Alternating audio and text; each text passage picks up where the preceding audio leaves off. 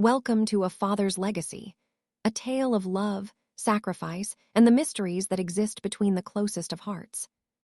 In the rice paddies of Barrio San Isidro, 63-year-old Mang Elias Cruz faces his final harvest. A tenant farmer for 40 years, his failing health forces him to confront the legacy he'll leave his two sons.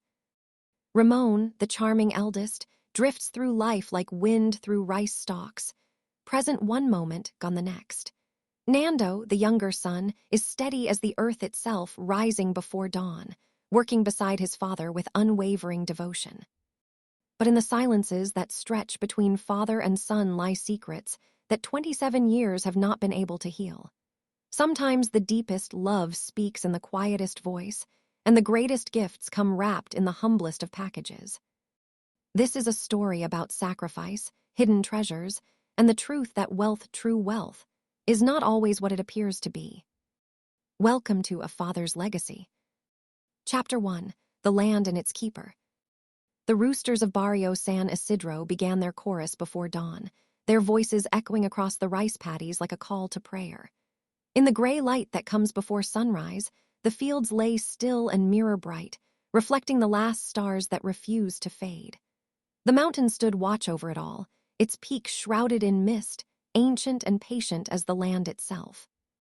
Mang Elias Cruz stepped carefully down from his nipa hut, his bare feet finding the familiar worn spots on the bamboo steps.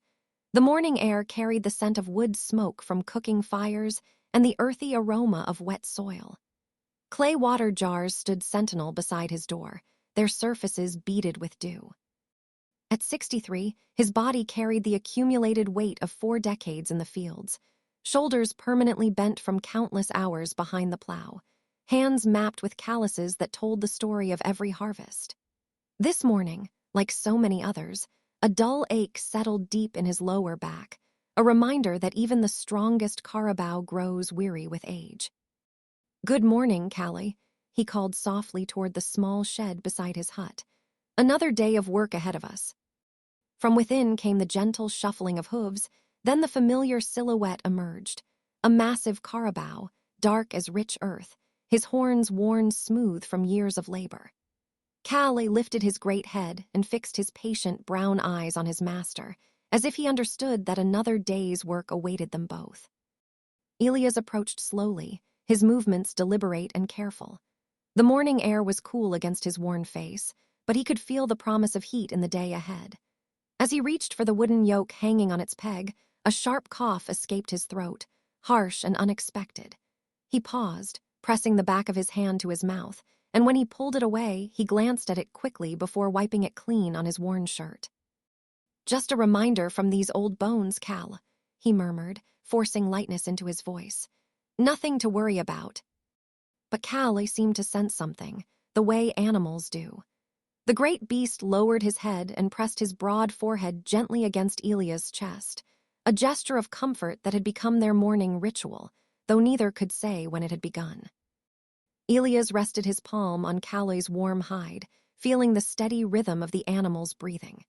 In this quiet moment, with the world still caught between night and day, he allowed himself to wonder, how many more seasons before the plow forgets my hands? The thought came unbidden, as it had more frequently in recent weeks, and he pushed it away as he always did. "Come on, old friend," he said aloud. "The fields won't work themselves." Together, they made their way toward the paddies, their footsteps creating a familiar rhythm on the narrow earthen dikes. The water in the rice fields caught the first rays of sunlight, transforming the landscape into a patchwork of gold and green. Other tenant farmers were already at work, Mang Tonio guiding his own carabao through distant furrows, ailing Rosa transplanting seedlings in neat rows. Ca Pedro raised his hand in silent greeting from across the water, and Elias returned the gesture. The quiet brotherhood of those who worked Don Fernando's land, sharing both the burden and the blessing of the soil. As they reached their plot, the third section of Don Fernando's eastern fields, where Elias had worked for over 40 years, he fitted the yoke across Kaloy's powerful shoulders with practiced ease. The pre-harvest season demanded careful attention to the irrigation channels and final weeding before the grain would swell with the coming rains. Half the yield would go to the landowner after costs. half to Elias, the arrangement that had sustained his family through decades of planting and harvest. The carabao stood patient and still, understanding his role in this ancient dance. When Elias took hold of the wooden plow handles, his grip firm despite the stiffness. In his joints, he felt the familiar connection between man, beast, and earth, a trinity that had sustained his family for generations. "Let's go," he whispered, and Kaloy began to move forward, pulling the plow through the soft mud with steady, measured steps. They worked in comfortable silence, master and animal moving as one. The sun climbed higher, burning away the morning mist and revealing the full majesty of the mountain that watched over Barrio San Isidro. From time to time, Elias would cough, small, dry sounds that he tried to suppress. But each time, Kaloy's ears would twitch, as if marking each one, counting them like worry beads. As morning progressed, other sounds began to drift across the fields. Children's laughter from the schoolhouse, the distant call of vendors making their way between the villages, the gentle splash of water buffalo cooling themselves in deeper pools. Life in San Isidro moved at its own unhurried pace, measured not by clocks, but by the needs of growing things and the wisdom of seasons. As they neared the end of a furrow, Elias straightened slowly, pressing both hands to the small of his back. The ache had deepened with the morning's work, settling like an old friend who stayed too long. He guided Cal toward the shade of an old mango tree that stood at the corner of their plot, gnarled and generous, its branches heavy with young fruit that would ripen as the harvest season peaked. His father had rested beneath this same tree, and his father before him. A tree with deep roots doesn't fall in storms, Elias thought, remembering the old saying that had sustained his family through countless seasons of uncertainty. As he rested against the familiar trunk, Elias' thoughts drifted to the small repair jobs that had called him away during recent dry seasons, fixing a wealthy merchant's furniture in town, rebuilding steps for the schoolteacher's house. His hands were skilled beyond farming, and people paid well for honest craftsmanship when work was available. When the sun climbed higher and the heat began to shimmer above the water, making even the carabaos move more slowly through the mud, he spotted a familiar figure approaching along the dike path. Nando carried a bamboo container of water and a banana leaf package. Breakfast, no doubt, sent by Clara, who worried too much about everyone except herself. "Father," Nando called softly as he drew near, "rest for a while. Clara sent breakfast." Elias accepted the cool water gratefully, drinking deeply before unwrapping the banana leaf to reveal steaming rice porridge mixed with ginger and small pieces of dried fish. More than he would have prepared for himself, and certainly more than they could easily afford. "Your wife worries too much, son," he said, the rare term of endearment slipping out as hunger made him realize how empty his stomach had become. Nando squatted beside him in the mango tree's shade, surveying the morning's work. "You started early today, father." It wasn't quite a question, but Elias answered anyway. "Sleep comes harder these days." A pause stretched between them, filled with the drone of insects and the distant calls of farmers in other fields.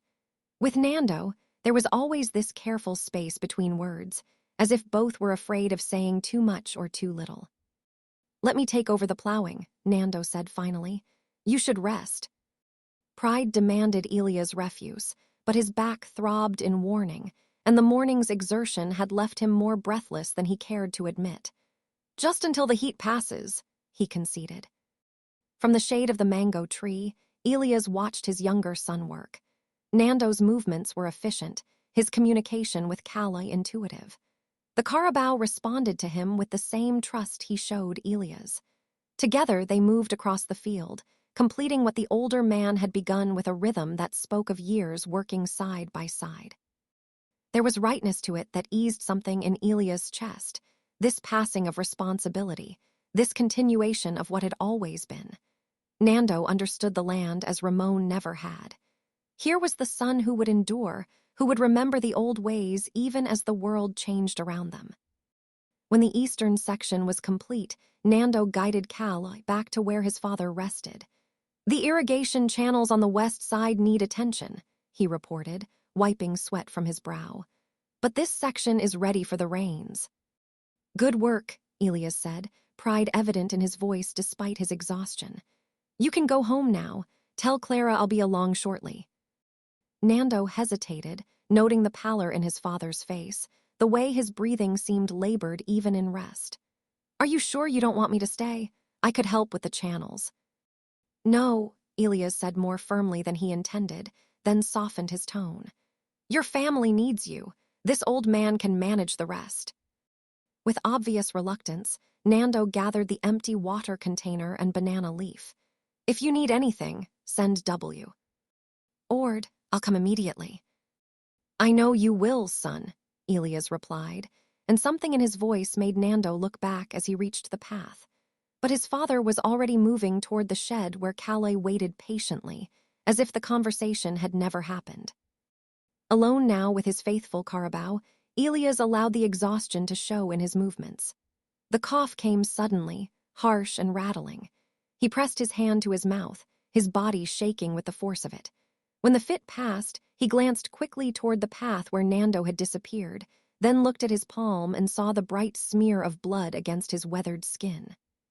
He wiped it quickly on his pants, his movements furtive and practiced. No need to worry the boy, not yet. Another cough seized Elias, stronger this time, making him double over slightly. When it passed, he found Kaloy had approached without being asked, the great animal's head lowered in concern. "I'm all right," Elias assured him, though the words felt hollow even to his own ears.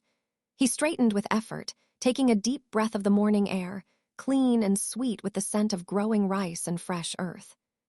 Just getting old, he told himself, as he had been telling himself for weeks. Nothing more than that. Yet he found himself thinking of the ledger Don Fernando's overseer would bring at harvest time, calculating the division of grain that would determine whether his family ate well or scraped by until the next planting season.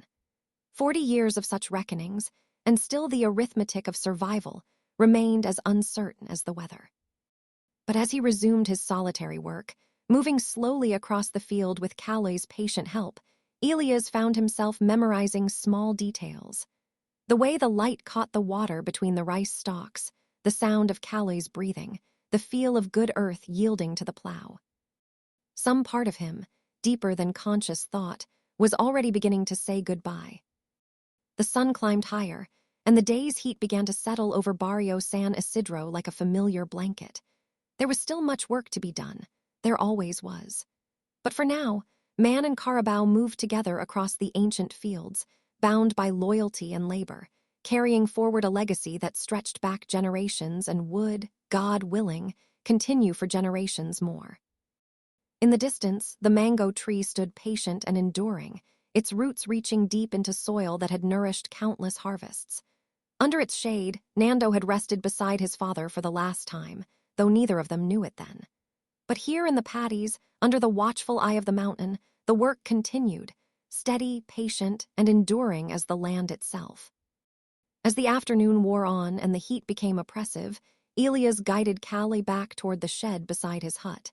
His breathing had grown more labored, each step requiring conscious effort.